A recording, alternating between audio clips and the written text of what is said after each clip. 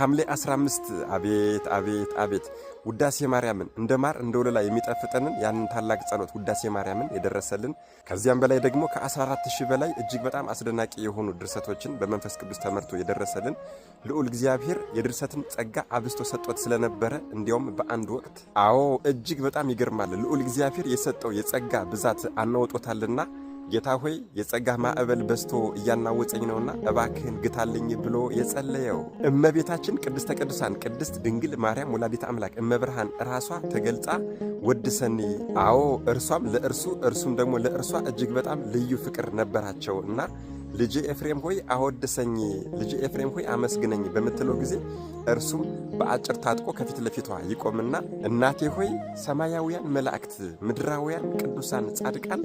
አንቺን ማመስገን ያልቻሉ እኔ እንዴት አንቺን ላመሰግን እችላለሁ ባላት ጊዜ ይሄንን እንደማር እንደወለላ የሚጣፍጠንን በሰባቱ ቀናት የተመሰለውን ውዳሴ ማርያም የተባለውን ታላቅ ጸሎት በመንፈስ ቅዱስ ተመርቶ እንዲደርስ አድርገዋለች። ይህ ፍጹም በሆነ የኦርቶዶክሳዊ ሕይወቱና ምሳሌ በሚሆነው የምናኔ ሕይወቱ በምድራዊ በስጋዊ ሕይወቱ የወንጌል ገበሬ የተባለ ጥዑመ ልሳን መሰረተ ቤተ ክርስቲያን አንደበቱ እንደማር እንደወለላ የሚጣፍጠው አፈወርቅ አፈ በረከት አፈ ሽቱ አፈ ልሳን የተባለው ታላቁ ቅዱሱ አባታችን ማር ቅዱስ ኤፍሬም ሶርያዊ ሐምሌ 15 የዕረፍት በዓሉ ነው።